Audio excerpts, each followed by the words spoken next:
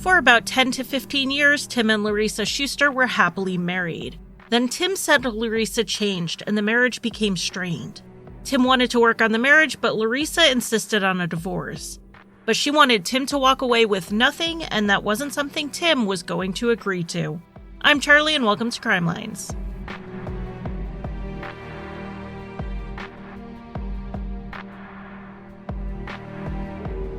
Welcome to Crime Lines. This episode was recommended by Nate, so thank you for sending this over. Nate always sends in complicated cases, so I knew I was going to need to save this one for when I had the time to jump into something complex. And as my notes grew and grew, I knew this was going to have to be a two-parter. Though this case was on a number of 30 to 60 minute long shows like Snapped and Dateline, I have no idea how they did it because I tried to cut this down to a single episode and I ended up adding 5 pages. Since this case was on Dateline, I thought it was a perfect time to have my new friends over from the Date with Dateline podcast on an after show to discuss all things Dateline and maybe a little about this case. So watch for that after show in the feed next week after part 2 comes out. Those after shows never take the place of my regular content, but I can tell by the analytics that the majority of you are enjoying them, so I have even more planned coming up. My main sources for these 2 episodes were court documents, which may explain why I just kept going and going and going with information. In fact, these 2 parts are almost entirely from those documents, though I did use some amazing articles from the Fresno Bee, and as always, you can find the link to all of my sources in the show notes. One of the reasons this case caught my eye when it came through the suggestion list was that it looked like, on the surface, it was going to be a Missouri case, which is where I live, but it is not. It started in Missouri, sort of, but that's not where most of it happened. But, Missouri's always a good place to start. Larissa Foreman was born and raised in Clarence, Missouri, which is a very small town about an hour north of Columbia, Missouri. Columbia is not a big town by most standards, but it is a college town, so it's the closest thing to on the map that Clarence will be. Larissa grew up on a pig farm, knowing the usual hard work of getting up early before school to do her chores and then go to class. Larissa told friends growing up that her father was very strict, possibly even abusive, and that life at home was stressful. But even with all of that, Larissa excelled in sports, with her name showing up in the paper as a high scorer on her high school varsity basketball team, and she also excelled in school as well, with a strong aptitude for science. Larissa went to the University of Missouri in Columbia to study biochemistry, and it's while she was there that she met a nurse named Timothy Allen Schuster. They were both working at a nursing home at the time. Tim had also grown up on a farm in a small town, but he grew up in Illinois.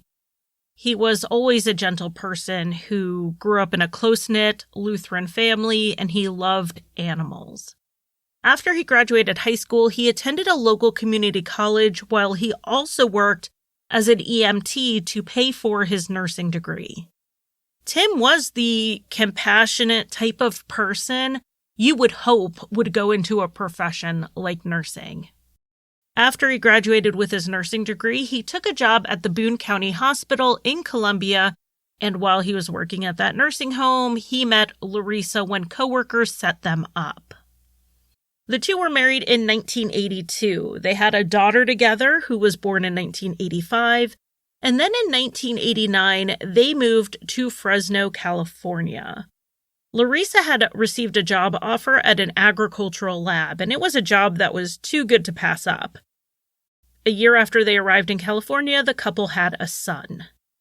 While in California, Tim finished up his bachelor's in nursing while he was working for St. Agnes Hospital. With his bachelor's degree, he was promoted to manager of the cardiac catheterization lab. The family seemed like the usual successful family with 2 professional parents, beautiful, kind children, weekly attendance at church, and Tim had even joined the Masonic Lodge. But as you already know from my introduction to this episode, that there were cracks along the way in what looked like the perfect family. A lot of people didn't see them until the early 2000s, but if you asked Larissa's coworkers, they would say it started earlier than that. At the lab, with this job that they moved to California for, Larissa had a management role. That was part of why she took the job. She was overseeing 24 scientists. She was incredibly good at her job, but she didn't tolerate much. One employee told the Fresno Bee that Larissa went on a curse-laden rant over a dirty microwave in the lab's cafeteria. She said Larissa seemed completely out of control as she was just yelling at everyone in the cafeteria. And that wasn't the only incident. People respected her because she was an intelligent woman and good at what she did, but they also feared her outbursts and her tirades. And it seemed like some of that was coming out in the home as well, where Larissa began finding Tim's more passive, conflict-avoidant personality more and more grating. I'm sure it didn't help when they decided to go into business together. It was in the late 1990s when Larissa decided she wanted to start her own lab. She was a go-getter. She was brilliant with both science and business, and soon her lab was a huge success. Tim still worked at the hospital, but he also worked part-time doing the lab's bookkeeping. Successful businesses don't come easy, and Larissa had to focus almost solely on her business as she got it off the ground. Tim took over the majority of the after-school tasks and taking the kids here, there, and everywhere, like anyone with kids knows about. It seemed to be worth it, though, to provide themselves and their children with a wonderful life. They soon bought a 3,500 square foot home in an affluent neighborhood in Clovis, California, and the kids were in sports and music lessons. According to what Tim told friends, though, Larissa was changing. Though she had always been the dominant personality in their relationship, Tim said it started crossing the line in the late 1990s, early 2000s. He confided in some close friends that it was crossing into verbal abuse and on a few occasions, physical, with Larissa hitting him. While neighbors never heard any physical altercations, they certainly heard the yelling. They told the Fresno Bee that they would hear Larissa screaming, maybe at the kids, maybe at Tim. They couldn't tell. Regardless, they never heard anyone yell back. It was always Larissa they heard. One issue in their marriage, according to Larissa, was with parenting, where she was put in the role to be the one always disciplining the children. And this really came to a head when their daughter was a teenager. She began to rebel, in Larissa's eyes at least, which is something that's always difficult for parents to deal with, but more so if the parent has controlling tendencies. Larissa decided to send their daughter to live on the family farm with her parents in Missouri. And though Tim was not entirely on board with this, Larissa won the argument. You'd think that maybe Larissa thought the small town, simple life away from bad influences was what her daughter needed. But the straw that broke the camel's back was when Larissa found out that her daughter was, maybe possibly, dating outside of her race. Larissa told friends that interracial dating was strictly forbidden in their family, and she felt confident that her parents would keep her daughter away from that in their town, which was 98% white. So things in the marriage were not going smoothly when, in around 2001, Tim confronted Larissa with his suspicions that she was having an affair, or possibly more than one, when she would travel out of town for work. Larissa fully admitted she had cheated during their marriage. From what she told others, in explicit detail, she and Tim didn't have much of a sex life after the first 10 years or so due to impotency, and that was a major source of contention in their relationship. The couple did try counseling. Tim saw the marital counseling as a sign Larissa wanted to work on things, but Larissa didn't want to. She actually wanted a divorce, and she was just doing the steps she felt you were supposed to do when you're ending a marriage. In early 2002, Larissa went ahead and filed for divorce. Though it wasn't what Tim wanted, he obviously couldn't stop it. And if Larissa thought Tim was going to roll over and just give her whatever she wanted in the divorce, like he had during much of their marriage, she was sorely mistaken. Tim was going to fight for equitable asset division as well as custody of their minor son. He didn't want to be an every other weekend father. And the 50-50 split of assets was actually going to be very costly for Larissa. The way the couple had set up Larissa's business was that she owned 51% of the company and Tim owned 49%. So Larissa couldn't even go to court and argue that the lab didn't count as community property and that she shouldn't have to split it with Tim. He actually owned 49% of the business based on how they set it up. If Larissa wanted to buy Tim out of his share, it would cost around $1 million. If she didn't buy him out, she would have to continue to pay him his profit share for as long as the business was running. If she shut it down or sold it, she would still have to pay him 49% of everything. And this was reportedly infuriating to Larissa because it was her business, her lab, her blood, sweat, tears, and long hours. And then we're going to add in a fancy house, the vehicles, and the rest of the community property, and we're talking about a pretty expensive divorce. Larissa wanted Tim to walk away with almost none of it, certainly not half of her business, and she was prepared to fight that out in court. And for the first time in 20 years, Tim seemed ready to fight back.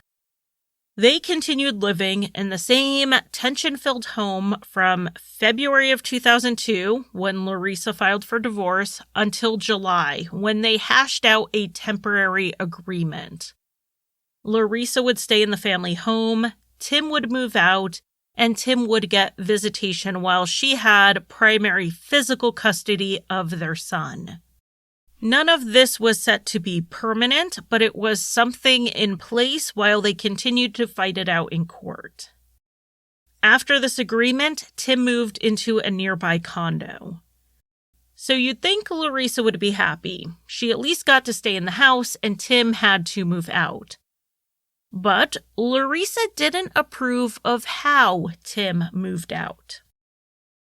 Surely to avoid conflict or drama, Tim physically moved out while Larissa was out of town visiting family in Missouri.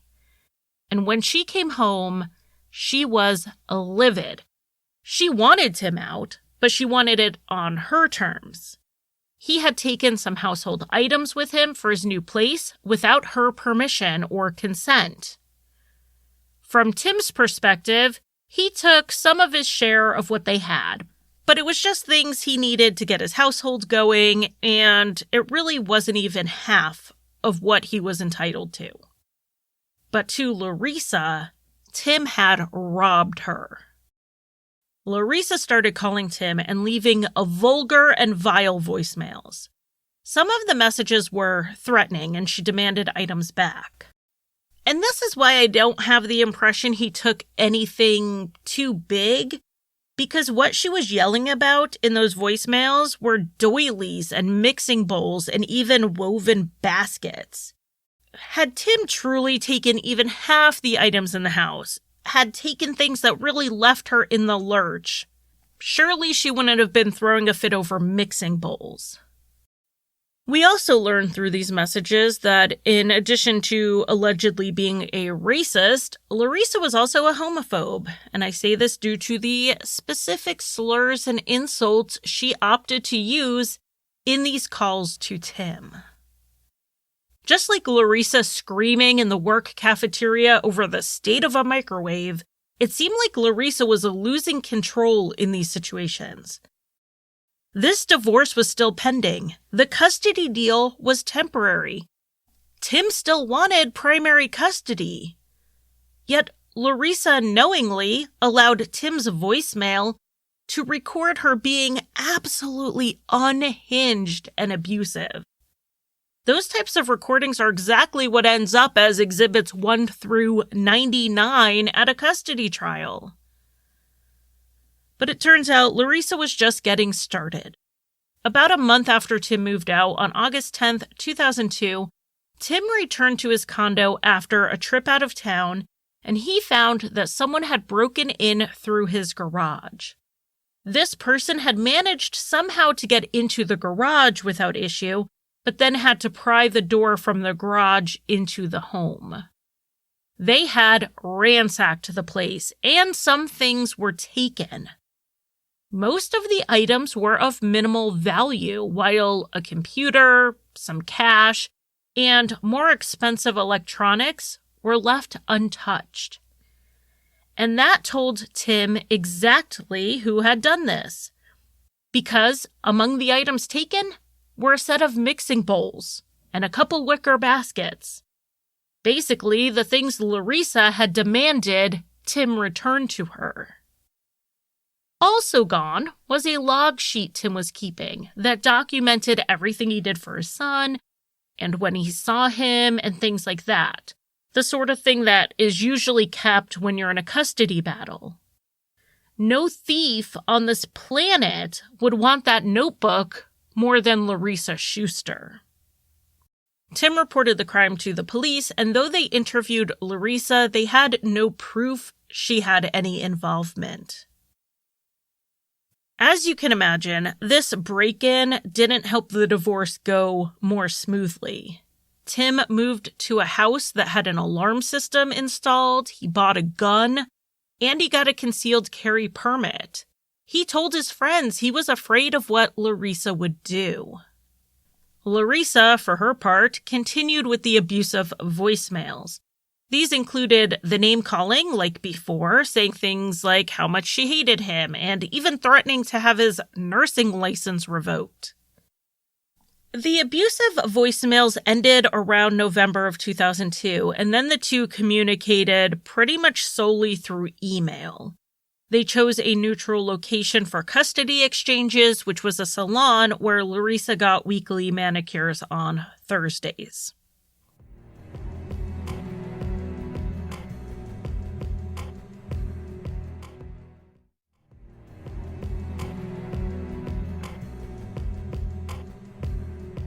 And then the divorce dragged on into 2003.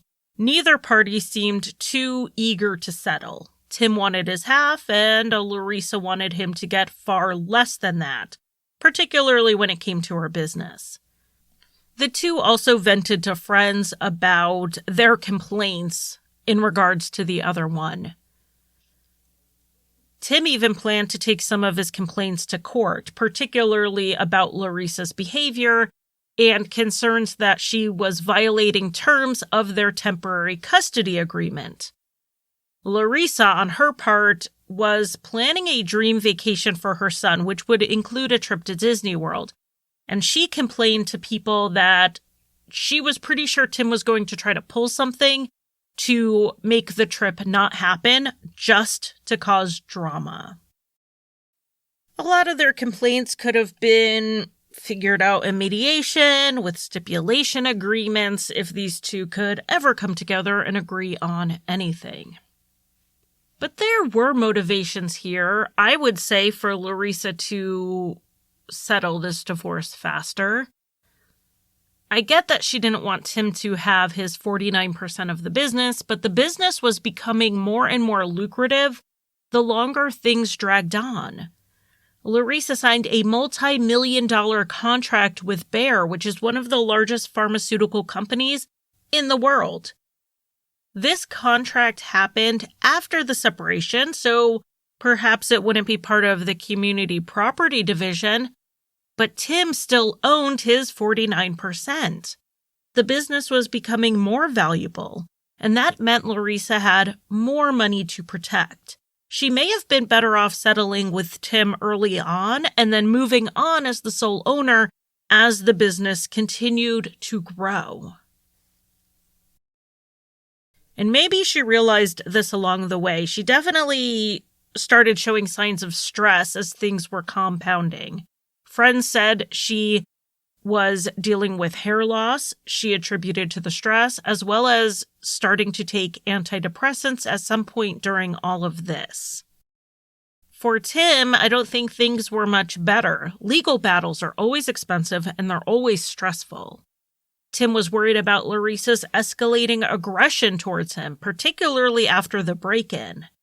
And then in July 2003, Tim lost his job when the hospital was downsizing. But Tim was looking on the bright side. When he had his parenting time with his son, he spent it fully engaged with him. He even thought maybe a new job would allow him to have greater flexibility, which would mean more time with his son and may even look better in his custody battle. He was actively rebuilding his relationship with his daughter, who was still living in Missouri. He called her almost daily just to talk. And to point out the contrast here, Larissa, around the same time, sent her daughter a letter calling her a whore. But without Larissa influencing his relationship with his daughter, that was rebuilding, at least for Tim. On Wednesday, July 9th, 2003, shortly after learning he was going to lose his position at the hospital, Tim had dinner with his coworker, Mary Solis, who had also been laid off. At the dinner were Mary's husband, Bob, and a mutual friend named Vic. They vented about losing their jobs, but really, Tim didn't seem too upset or too worried.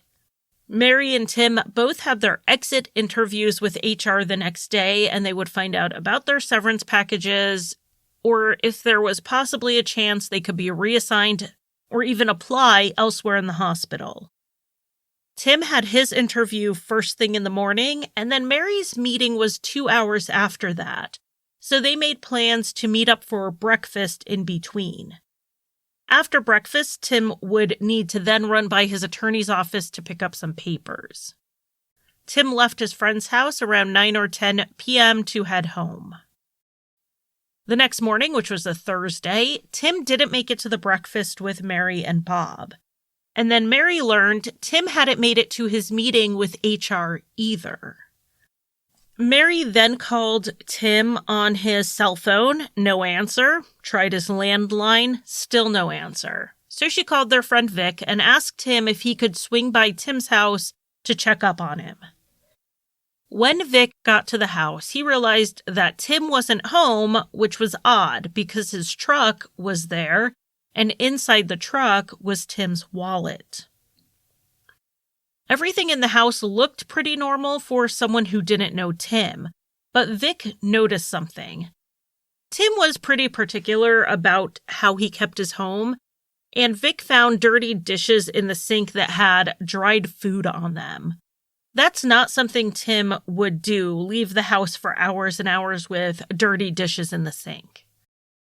Vic went into the bedroom and he saw Tim's cell phone and his watch on the nightstand. Two things that Tim always took with him when he left. Even if Tim went out for a walk or a run, he would have taken a cell phone with him. So while there were no obvious signs something terrible had happened in the house, there were these little signs that something was just not quite right. The following day, on Friday, July 11th, when the friends still hadn't heard from Tim, Mary and Bob went to Tim's house and called the police to report him missing. and Officer Willow responded to the call and entered the home around 9 a.m. to take the report and have a look around. He found the same things Vic had found, and it was clear that Tim had not been home since Vic had been in the house the day before. Officer Willow noticed something that Vic had missed. By the front door, he saw a briefcase on a chair, but what really caught his eye was the seat cushion. It wasn't lying flat. He realized there was something under the cushion, and when he lifted it, he found a handgun. Officer Willow then used Tim's cell phone, which was still in the bedroom, to call numbers that had been programmed in to see if anyone had seen Tim. One of the people called was Larissa, who said she hadn't heard from Tim in weeks other than custody pickup and drop-off, and that Tim had not shown up to their scheduled pickup the night before. Another person Officer Willow called was Teresa Lopez. She was the manicurist whose shop was used for exchanging custody. Teresa told the officer that she was supposed to have seen Tim the night before, that Thursday, July 10th, when he picked his son up. Larissa showed up around 5:30 as scheduled for her weekly manicure, and her son was with her, but they waited around for Tim, who should have been there around 6, but never showed. According to Teresa, Larissa wasn't upset about this at all. Usually she spent her time in the salon complaining about Tim, but on this day she told Teresa she had a feeling the divorce was finally going to go her way. No one seemed to know where Tim was, and no one had seen him since the dinner with Mary, Bob, and Vic. An early concern for the police was that Tim, having lost his job while in the middle of a stressful, prolonged, and costly divorce, was at a risk of harming himself. But the gun they found in the house was his, and if he had taken off to harm himself, he likely would have taken his gun with him. So then they wondered if maybe he had left to clear his head a bit, but why didn't he come back? And how did he get where he was going? He left his vehicle and all of his bank cards behind.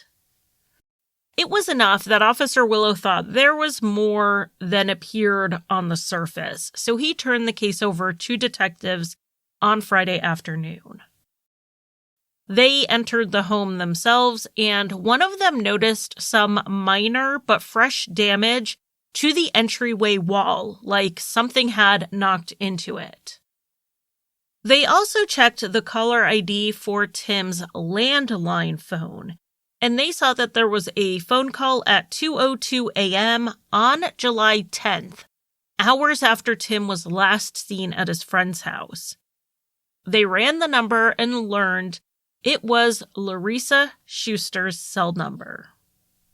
They also searched the briefcase on the chair that was near the door, and they found a small tape recorder. When they hit play, they heard a series of voicemails. It was a woman's voice, and from the context, they knew this was Tim's estranged wife. Tim had been saving Larissa's vulgar and threatening voicemails, which some of Tim's friends had known about because he had played the tape for them. Having just listened to Larissa tell Tim how much she hated him, and knowing she was the last one to call Tim, the police reached out to her and asked if she was willing to come to the station for an interview. She said yes, and she arrived around 10 p.m. that Friday night. Once in the interview room, Larissa was very talkative. She hardly waited for any questions before telling the detectives all about her marital issues with Tim, including how they didn't have sex for the last 10 years of their marriage. She talked about how bad their marriage was, how rough the separation had been, and that she and Tim rarely spoke. She called him passive-aggressive, which I guess was quite a contrast to her method of communication, which was clearly aggressive-aggressive. But in watching snippets of this interview, it really seems to me Like, Larissa went in there knowing what information she wanted to convey to the police, and she was just barreling on through it. After an hour, the police finally had a chance to ask some of their questions, and they asked Larissa about the last time she saw or talked to Tim. She said she had last seen him on July 5th, which was their last custody drop-off, but it had been months since she had spoken to him through anything except email. She said that Tim had emailed her on Tuesday, letting her know that he was still picking up their son as planned at 6 p.m. on Thursday at the salon. But Larissa said he didn't show. When she left the salon to go home with her son, she bumped into a friend who mentioned something about Tim losing his job. She thought that might have something to do with why Tim didn't show up. Both she and her son tried to contact him by phone that evening, but he never responded. Larissa said she tried to call him at 8:30 and then at 10:30, but he didn't answer. So she drove out to his house, but he didn't answer the door, so she left and didn't reach out again. Larissa said it was unlike Tim to miss a pickup, but she wasn't upset when he didn't show. She mentioned that vacation they had coming up and said that they had early flights on Sunday morning. She was already stressed that Tim would purposely cause issues getting their son back to her in time for those flights. The investigators then asked Larissa where she was the night before the custody drop-off on Wednesday. Larissa started talking about how she was at work that day, but they were more interested in where she was that night, after Tim left his friend's house and was never seen again. Larissa said she watched a movie with her son and then fell asleep on the couch. They asked Larissa if she had called Tim, and she said she hadn't. But then Larissa said, actually, when she woke up on the couch, her phone was under her, and it did look like it had been dialed. So maybe it was possible she rolled on it and hit some buttons. They asked if she had Tim on speed dial, and she said she thought so. The investigators asked if they could see Larissa's phone, obviously so they could confirm this, but she told them that she had left it at home. It was at this point in the interview that they told her that they knew the last call Tim got on his home phone came from her cell. They then started giving Larissa the chance to remember the call. Was it possible she called about custody or about child support or something else that may have overwhelmed Tim in the moment? Maybe that final conversation pushed Tim over the edge to run off. But Larissa said again that she didn't talk to him that night, and she didn't know what his state of mind would have been. One of the detectives then left the room, and he was thinking about her denial that she called Tim and her insistence she left her phone at home. He was suspicious, to be honest, so he walked out into the parking lot, which was nearly empty at this point since it was pretty late at night, and he quickly spotted Larissa's Lexus. He looked in the window and saw a cell phone in the center console. So he dialed the number they got from the caller ID at Tim's house, and the cell phone rang. He walked back into the interview room to let Larissa know the good news that she hadn't left her phone at home after all. They offered to walk her out to her car so she could get the phone. After Larissa got the phone, they went back into the interview room, and Larissa couldn't find Tim's number on her speed dial. So it seemed pretty impossible that she rolled over, pushed a few buttons, and just so happened to call Tim. Larissa then asked for a glass of water. The detectives both left the room at this point, which was strategic. They left Larissa alone with her phone. But of course, there were cameras watching the whole time, so they could see Larissa on the monitors. She was shaking as she started messing with her phone, pushing a bunch of buttons. And when the investigators went back in there, she told them she had found Tim's number. She had it, for some reason, listed under her son's name. But oops, she had accidentally deleted it while she was trying to retrieve it. At this point, come on. Larissa was smart enough to know she was using one lie to cover up another, and the mood in the room was shifting. She saw it. So at this point, she gave up. Larissa said yes, she did call Tim. She said that she was worried that if Tim took their son the next day as planned, he wouldn't return him in time for their Sunday flights, because that's just how Tim was. He was reluctant to give at all on parenting time. So Larissa had called him to talk to him about it, but she said Tim was half asleep when he answered, and the call didn't even last 30 seconds. Larissa apologized for lying and said that she really didn't know what happened from that call until Tim missed his HR meeting. After a little more talking, Larissa admitted that she did have a notebook in her possession that belonged to Tim, and it had to do with their custody issues, so she agreed to turn it over to the police. The investigators really didn't leave this with a great impression of Larissa, but it was also possible that she was lying just to make herself seem less suspicious. She would know that being the angry ex would place her near the top of the suspect list. And there was something else Larissa may have been trying to distance herself from, and that was the break-in at Tim's house. A few sources had already told the police about that break-in and about how Larissa was almost surely involved. One of these people was Larissa's manicurist, Teresa.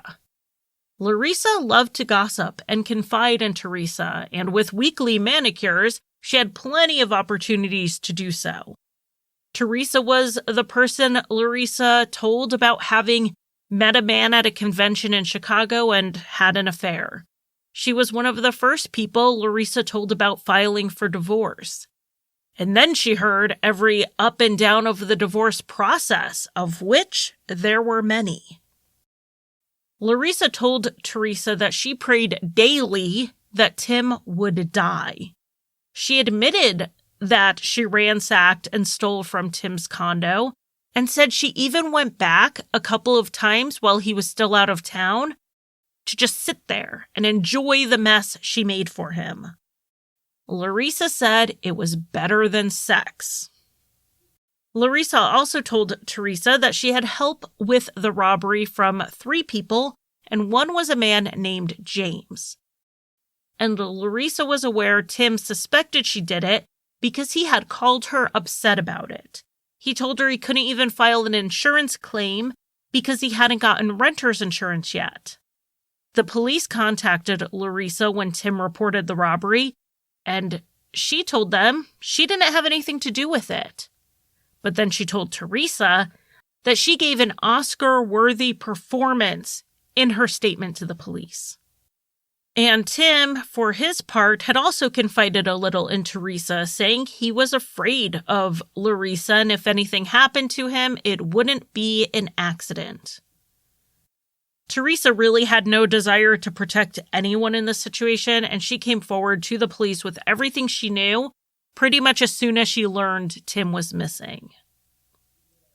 And with Teresa giving the name James as someone Larissa said was involved in the break-in, they checked that against Tim's contacts programmed into his Palm Pilot. They only found one person named James, and that was James Fagoni. James Fagoni's parents knew Tim Schuster, and it was through them that he met Larissa in 2001. He was in his early 20s, and Larissa hired him as a lab assistant in 2002. He eventually quit the lab and became a part-time personal assistant to Larissa. Not a professional business assistant, but more for her personal life. James would do things like run errands, do tasks around the house, and even babysit Larissa's son from time to time. So the investigators were wondering if James would also assist with a break-in, or possibly worse. It was definitely worth looking into. On Monday, July 14th, about 5 days after Tim was last seen, James went to the Clovis police station for this interview. He was asked about Larissa, and he said he saw her frequently over the last week, and the last time was on Saturday, July 12th, when he had driven her son somewhere.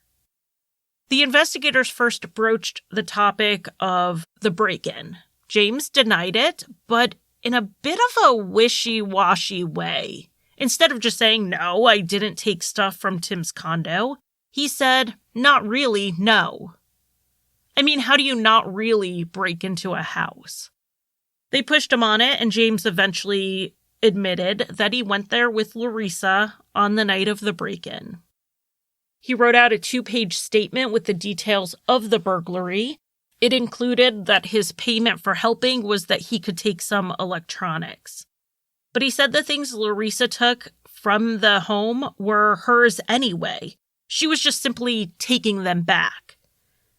Though they managed to get James to give them information on the break-in, they got nothing out of him in regards to Tim's disappearance.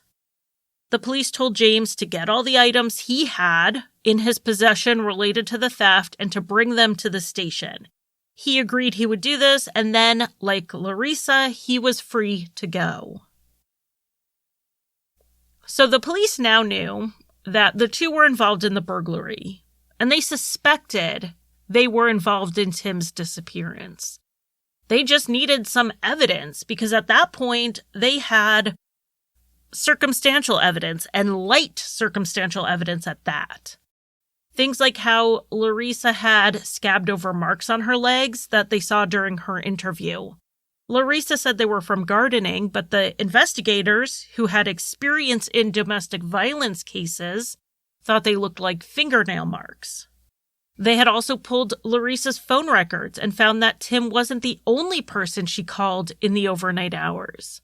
She had called James about 30 minutes before she called Tim, even though she told the police initially that she was asleep. And when she fessed up to actually being awake and calling Tim, she didn't mention that she had also called someone else. These are the types of things that make the police suspicious, but they needed evidence. And they wouldn't need to wait very long for it.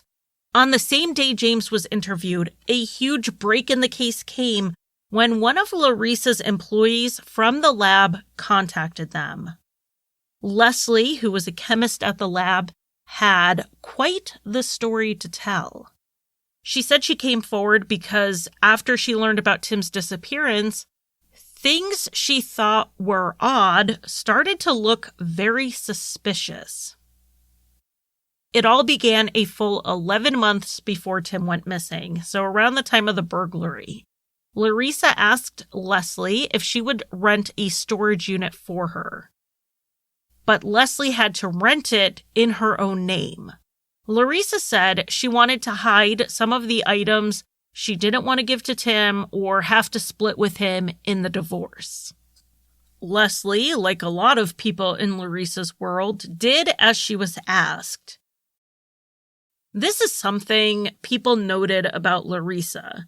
She had not just a big personality, she had an overbearing personality, and she could often convince or push people to do things for her because it was just easier to do it than it was to say no and deal with the aftermath.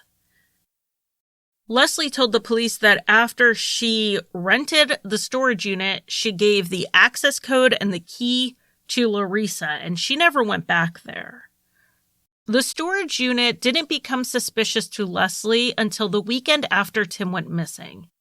On the afternoon of Saturday, July 12th, Larissa called Leslie and said she needed help at the lab with a piece of equipment. When Leslie got there, Larissa confessed that she lied about why she needed to see Leslie. She said she was afraid her phone was being tapped by the police. Leslie assumed that fear came from Tim's disappearance. She had already seen something about it in the paper. And This assumption was correct. Larissa told her how she spoke with the police and got caught in a lie about a telephone call. So she was worried she was under investigation.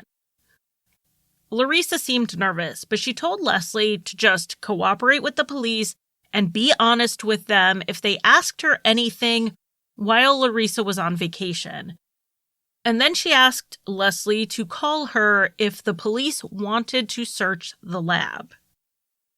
Larissa also asked Leslie to make the payment on the storage unit while she was out of town, but unlike her previous statement that she made literally a minute before telling Leslie to cooperate, she did say for Leslie not to mention the storage unit to the police.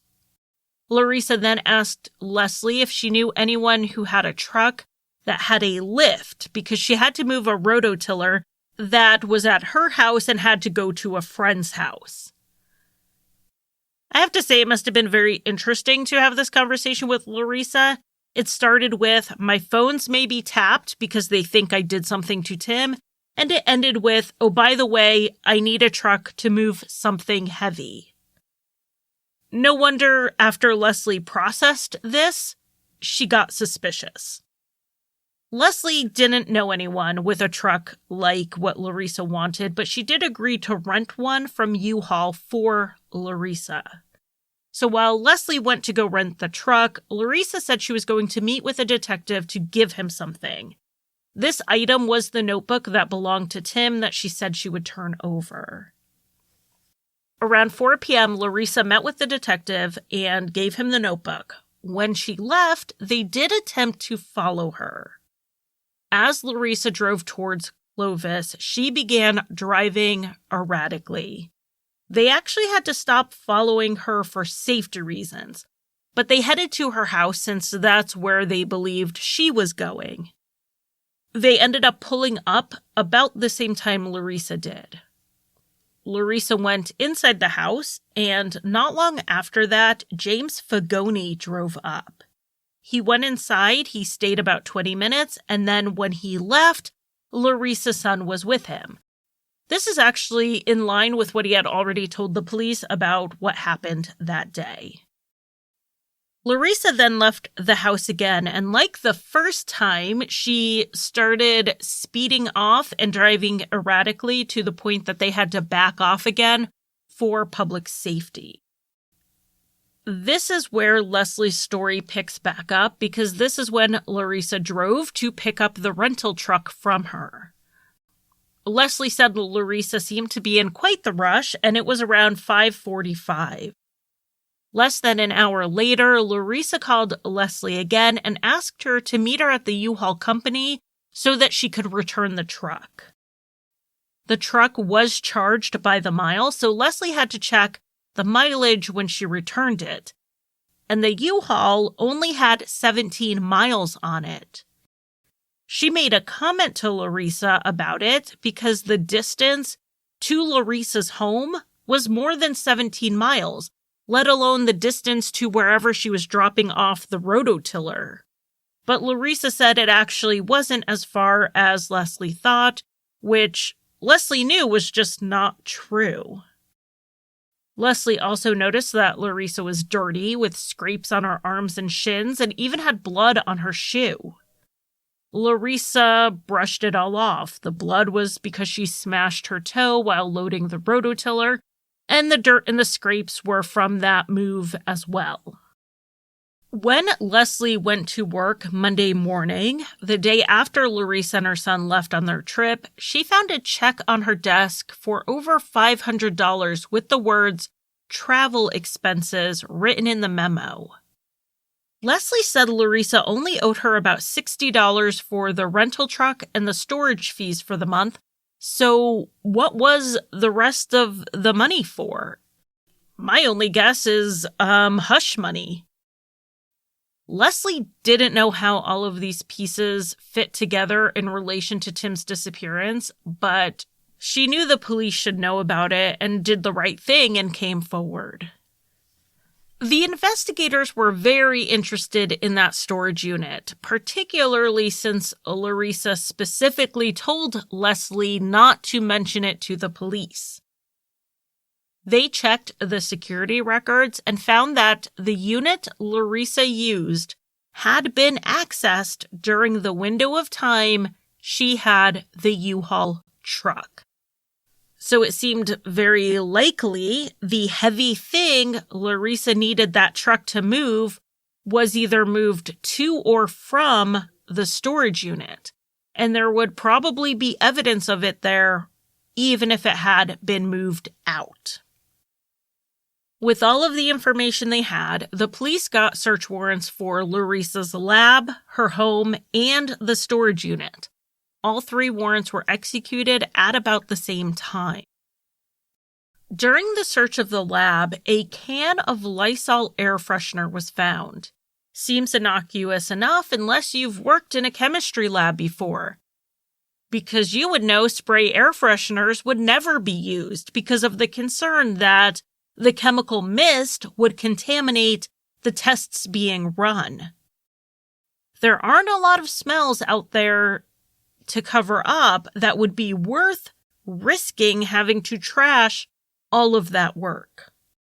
The police also searched a locked dumpster behind the lab.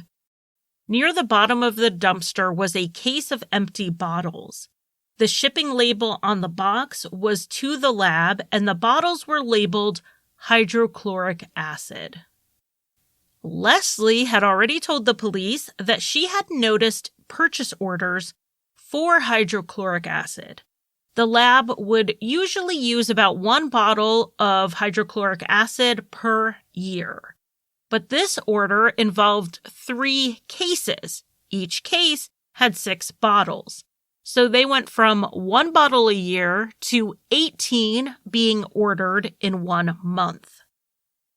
Thinking it was an error, Leslie brought it to Larissa, who told Leslie not to worry about it.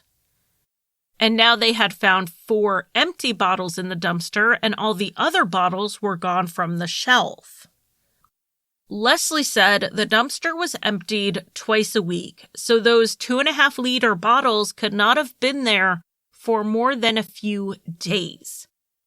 There were no circumstances in which the lab would have needed to use 10 liters of hydrochloric acid in half a week. The police also took the computer out of Larissa's office, and a forensic analysis would later show that back in June, about a month before Tim went missing, someone did internet searches for sulfuric acid digestion tissues, and acid digestion animal tissues. The lab did agricultural work, but not with animals or digestion. They worked mostly with fertilizers, pesticides, and that sort of thing. So this wasn't likely a work-related search. So those were the main highlights of the search of the lab. The search of the storage unit began with officers approaching the roll-up door and immediately getting hit by a foul odor. When they opened the unit, it got so bad that they needed breathing equipment to enter. At first, they just saw normal household items like Christmas decorations and even some of the things Tim reported missing from his condo. If not for that odor, it would have just seemed like any other storage unit. In the back corner was a bunch of stuff just piled up, and under that pile was a blue barrel covered in the front with a piece of cardboard. It was definitely being masked visually, but there was no masking the smell that came from it. The police then opened the barrel, and they found a liquid substance and the lower half of a human body floating. They immediately suspected that this was the body, or what was left of the body, of 45-year-old Tim Schuster. After safely removing the body from the barrel and from that acid solution that it was in, the remains were transferred for autopsy. The ME was able to get a good enough DNA sample that they could confirm that this was Tim. The autopsy also showed that both ankles had fractures that were caused by a cutting instrument. Testing on the liquid showed that it was hydrochloric acid as well as decomposing soft tissue. At the time the body was found, Larissa and her son were off on their vacation, unaware of this development. The police decided to leave Larissa in the dark just a little longer while they continued to gather evidence. And that evidence would come from James Fagoni. The morning after the body was found, James was interviewed, and he gave a story that filled in a lot of the blanks the police had with their emerging theory of the crime. But the question was James's story the truth? And would it be enough to take in front of a jury? And we will find that out next week on part 2, or you can find part 2 available now on Patreon or Apple subscriptions early and ad-free. Thank you for listening. You can find Crime Lines on Facebook, Twitter, Instagram, and occasionally TikTok. Crime Lines is on Patreon, where I offer early and ad-free episodes as well as bonus content. Visit patreon.com/crimelines. If you want to buy me a coffee, the official drink of Crime Lines, you can give a one-time donation at basementfortproductions.com/support. And if you need a palate cleanser after listening to heavier true crime shows, check out Rusty Hinges, an allegedly funny history, mystery, and true crime show that I co-created and write for.